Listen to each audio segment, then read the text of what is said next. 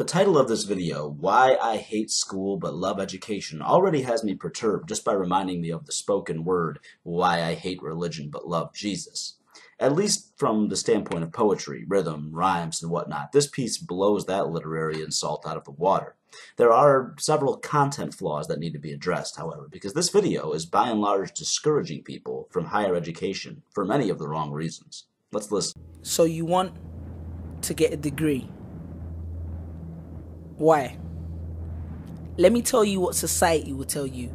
It increases your chances of getting a job, provides you with an opportunity to be successful. Your life will be a lot less stressful. Education is the key.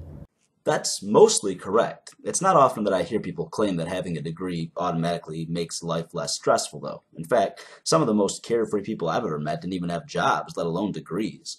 The other comments do have their caveats, though. Whether or not a degree enhances your chances of getting a job depends on what job you apply for. Certain jobs you'd be overqualified for if you have one, but many jobs do require you to have a degree in a specific field before you'll even get an interview. So that's really dependent on your personal goals. Now let me tell you what your parents will tell you. Make me proud. Increases your chances of getting a job, provides you with an opportunity to be successful. Your life will be a lot less stressful. Education is the key. Poetic license is the liberty given to someone writing poetry or reciting poetry, which allows them to get away with breaking a lot of rules or conventions for the sake of producing something unique and creative. I'm going to grant that as often as possible here and give the benefit of the doubt that in this case you're just speaking in general. I'll agree with this particular line if your point is to discourage people from making life decisions based only on what their parents can brag about. Though I think most parents who want their kids to go to college desire it because they think it's genuinely best for them, not just because they want something to be proud of or brag about. The rest of this list we already covered. Now let's look at the statistics. Steve Jobs, net worth, 7 billion, RIP. Richard Branson, net worth, 4.2 billion. Oprah Winfrey, net worth, 2.7 billion. Mark Zuckerberg, Henry Ford, Steven Spielberg, Bill Gates. Now here comes the coup de grace.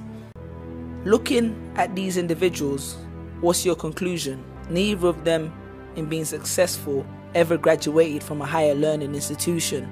By the very quote of what you're attempting to contradict with your statistics, society and parents encouraging teens to get degrees are doing so based on increasing their chances of opportunities. I don't hear anyone claiming that a degree is required for becoming rich. You could have rattled off entire rosters of professional sports teams of people who make millions of dollars each year but got drafted before graduating college, if that was your point. You could have listed tons of celebrities. It's clear that if you have an exceptional physical, charismatic, or intellectual talent, or even if you inherit money, status, or exceptional beauty, then you can be extremely successful without a degree. Here's the problem, though. You claim to be looking at the statistics, and unless I'm completely misinterpreting your placement of these examples immediately after the claims of parents and society, you were doing this in an attempt to contradict those popular reasons for getting a degree. But you brought up 7 people. Like I said, there are a hell of a lot more than that, but they are exceptions. There are exceptional things about those people or their circumstances that allowed them to break those conventions. Discouraging the average person from seeking higher education by telling them the statistics say you don't need to complete a college degree to be rich and famous, so not going to college is therefore the way to go. It's simply inaccurate and potentially damaging to young people who are trying to make a big life decision. Statistically, the average person who lacks exceptionally unique advantages like these is more likely to secure a high-paying job going through some form of training or higher education. Now some of you will protest like, money is only the medium by which one measures worldly success. And some of you even have the nerve to say, I don't do it for the money. So what are you studying for? To work for a charity? Need more clarity? Yeah, I do need more clarity on that point. It's entirely possible for someone to feel genuinely passionate about the field of study he or she is seeking a career in. Many people in college would be happy to get by comfortably in life if they could get a job doing what they love rather than having to drag themselves out of bed every morning to go to a non-degree requiring job that they hate. Now, that same job might be someone else's dream job, but if theirs require degrees, then they need college in order to acquire it. If we want to go by statistics here, which is what you brought up, then think about the profession of public education. Every elementary school, middle school, and high school teacher goes into that profession knowing that if they last for 30 years, they'll be lucky to be making at the end of their careers what most four-year degree holders start out making in their careers. That's just one set of people in one line of work, and there are a hell of a lot more teachers than there are billionaires without degrees. So please do, clear that up for me. Let's look at the statistics.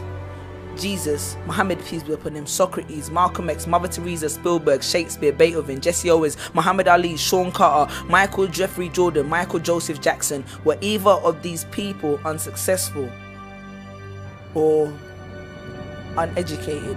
Yeah, some of those people that you listed were uneducated, and some of them were educated. Michael Jordan even went back to finish his degree a couple of years after being drafted. Did you even read about his college career before citing him as an example for your anti-college campaign? Again, though, pointing out that improbable things happen doesn't change what is probable. All I'm saying is that if there was a family tree, hard work and education would be related, but school would probably be a distant cousin. Usually, all I'm saying is proceeded with something that makes the previous thing you said more clear, not an analogy that's irrelevant to your previous point. All you were really saying was that people don't necessarily have to go to college to be successful, and I don't remember you claiming that anyone said that was the case. Sure, plenty of parents out there do have the wrong idea and insist that their kids have to go to college because that's the only successful route, but you'd be much better served to address that point by talking about how society desperately depends on people capable of doing work that requires training entirely separate from college. Bringing up people like Jay-Z and Ali is not the way to drive that message home. What you seem to be trying to say in that line is that you consider education to be enriching life experiences or learning, to be good at something without school being required. But that doesn't mean that you can't get an education from a school, which you can. As if education is the key, then school is the lock. Now you've really fucked up. You've gone completely from the acceptable position that school isn't required for success to claiming that school holds you back from being educated. Because it rarely ever develops your mind to the point where it can perceive red as green and continue to go when someone else said stop. So your logic is that school is anti-education because it rarely inspires people to go beyond when someone said stop. It sounds like you're saying school isn't whimsical or inspirational enough. I had several professors, not just high school teachers, but college professors who were bland and dry, but I also had several who were nothing short of inspiring and encouraged me to push the established boundaries of my field. Unlike you, I'm not prepared to insist that my unique experience represents the majority of people's experiences, but if nothing else, it's certainly a contradiction to what you're claiming here. Maybe you should look beyond your own limited experiences before you assume that every student will perceive every form of higher education in the world in the same way that you did, and deciding we should all therefore revere school as anti-education because of it. Because as long as you follow the rules and pass the exams, you're cool. But are you aware that examiners have a checklist? And if your answer is something outside of the box, the automatic response is a cross. And then they claim that school expands your horizons and your visions. Well, tell that to Malcolm X, who dropped out of school and is well renowned for what he learned in a prison. I'm against the extreme emphasis on standardized testing as much as anyone you'll ever meet. That being said, you must accept that in certain fields, yes, there is an objective, definitive right answer and a wrong one, or several wrong ones. For example, would you want a surgeon to operate on you if he or she couldn't pass a test simply asking direct questions about surgical protocol or human anatomy? I know that I wouldn't, and most college courses also require some form of written expression and research beyond the tested areas, wherein students can explore the research and question the authority of it too. Sure, there's a lot of gray area in life, but we also have to be able to have the maturity to acknowledge the things that are black and white. That doesn't mean that they can't be challenged, by the way.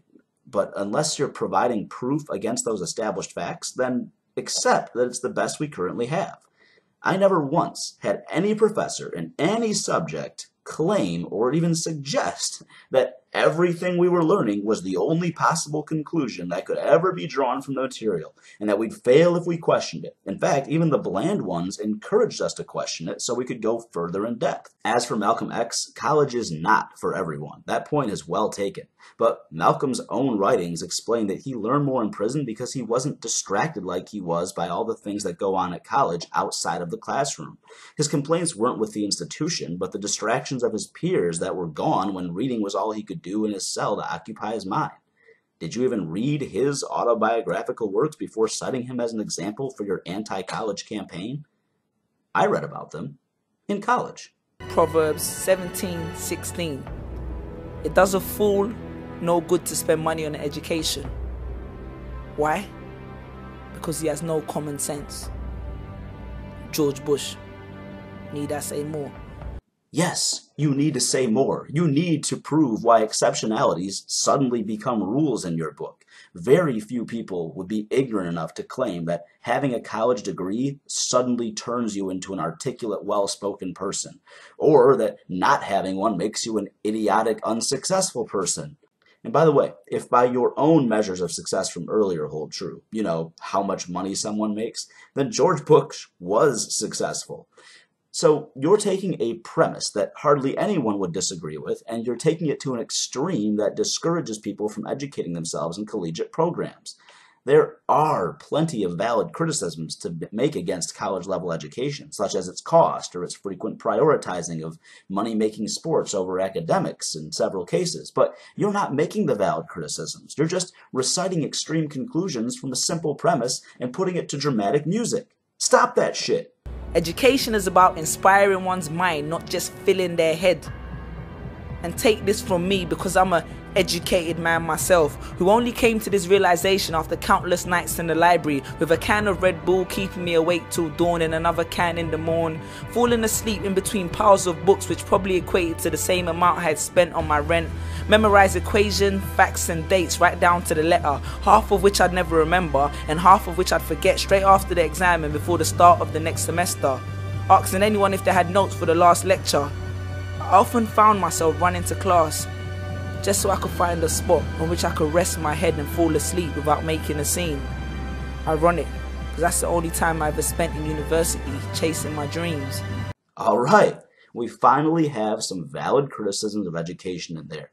You've made a valid complaint about what is currently emphasized in education, memorization so you can pass a test. That's a big problem, especially at the public education level. It's not just a problem with the assessment itself, though. It's a problem with the culture of people being educated. If you're just taking the class to pass it, then of course you're not going to remember anything beyond that test, or at least not much.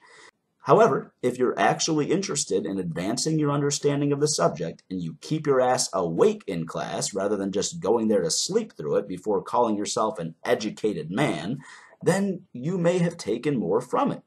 Classes, even lecture halls, should facilitate some form of discussion and answer questions and give you things to study before coming back with more questions. And if there's not time in class, professors have office hours and most colleges offer tutoring programs so you can learn the material more thoroughly. But if all you do is drink Red Bull, cram for the test, and sleep through class, then what the hell do you really expect to absorb into your long-term memory from any given subject? And then after nights with a dead mind, I then find myself in a queue of half-awake student zombies waiting to hand in an assignment. Maybe that's why they called it a deadline. Oh, a pun. Really drives home your point. One might say your poem has gone on without rhyme or reason. Impressed? Didn't think so. And then after 3 years of mental suppression and frustration, my proud mother didn't even turn up to my graduation. Again, your currently presented evidence of you being mentally suppressed is insufficient, and your mother not showing up to graduation is completely irrelevant to the efficacy of collegiate programs. I told my mom not to come, and I didn't even walk in my college graduation. It was a pointless, droll ceremony I didn't want to sit through just to get a slip of paper handed to me in front of people rather than in an office. Why do you care so much about the ceremony of education when you just said that you slept through classes and didn't care about the long-term learning from your studies? This is just some pity me line you've tossed in so people listening can be even more disenchanted with the idea of college. Now, I'm not saying that school is evil and there's nothing to gain, but all I'm saying is understand your motives and reassess your aims. Because if you want a job working for someone else, then help yourself. But then that would be a contradiction, because you wouldn't really be helping yourself, you'd be helping somebody else. You know, those two things aren't mutually exclusive. You get that, right? Like, if you own a company and I work for you, so I get paid, then I've helped you accomplish your company's goals, and I've helped myself achieve money. If I do some volunteer work in the community, I help other people and I benefit myself from feeling good about it. And what's good for my community is usually good for its inhabitants, myself included. The saying which says, if you don't build your dream, someone else will hire you to help build theirs. That's a stupid saying. You can do both at the same time. Many people need funds to build their dreams, and they acquire them by working for people. Michael Jordan wasn't paid for building his dream when he played at UNC. His university was making money off of him, though, and when he went to the NBA and started making money, the team he played for was making money off of him. All of the amazing people you presented earlier worked for or with people or organizations or networks or publishers, companies, and so forth. That's the nature of capitalism, which also has legitimate things to complain about, but you're missing that boat too. Redefine how you view education. Understand its true meaning. Education is not just about regurgitating facts from a book on someone else's opinion on a subject to pass an exam. Look at it. Picasso was educated in creating art. Shakespeare was educated in the art of all that was written. Colonel Harlan Sanders was educated in the art of creating Kentucky Fried Chicken. Yes, Picasso was educated in art. That education began at a young age because he showcased an interest, and his father happened to be an art instructor. Shakespeare's education also began at a young age in Stratford's grammar school. Both of those men lived and died centuries prior to the modern institution you're complaining about, by the way. Really don't know what you're going for here. Is your point about Colonel Sanders that you can be educated in something without having a degree in it? Of course you can. It's just a different kind of education. What's your point? I once saw David Beckham take a free kick. I watched as the side of his Adidas-sponsored boot hit the patent level of the ball at an angle which caused it to travel towards the skies as though it was destined for the heavens. And then as it reached the peak of its momentum, as though it changed its mind, it switched directions. I watched as the goalkeeper froze, as though reciting to himself the laws of physics, and as though his brain was negotiating with his eyes that it was indeed witnessing the spectacle of the leather swan that was swooping towards it, and then reacting. But only a fraction of a millisecond too late. And before the net of the goal embraced the FIFA-sponsored ball as though it was the prodigal son returning home, and the country that I live in erupted into cheers, I looked at the play and thought, damn, looking at David Beckham, there's more than one way in this world to be an educated man. Yeah. David Beckham did score a goal in a soccer game. And yes, people across the world do like soccer. And no, soccer is not a skill that requires a formal education to be good at. So what? What's the point? The most detailed explanation for anything in your entire poem was that piece about David Beckham scoring a soccer goal. And all that you've done is restated that if you have an exceptional talent in something that people value, such as a skill set in a professional athlete, then you don't need to go to college. Goody. Using some SAT words in the process of describing that something so painfully trite and obvious is not sufficient to make it a profound statement. Unfortunately, a lot of people who watched your video liked it and clearly disagree with me, and that's fine, it's not a problem. Something tells me that most of them haven't really thought too carefully about what you actually said, though. I mean, you've appealed to kids who aren't in college yet and don't like embracing the idea of more academic rigor, and to people who have perfectly happy lives and didn't need to go to college to achieve that. You even appealed to several college dropouts who felt frustrated and didn't do well in that setting. But you've done so in a way that levels undue criticisms at an institution of higher learning and discourages young people from considering it a viable option. Your only reasoning beyond it is the experience that you had was unfulfilling to you. That is a problem.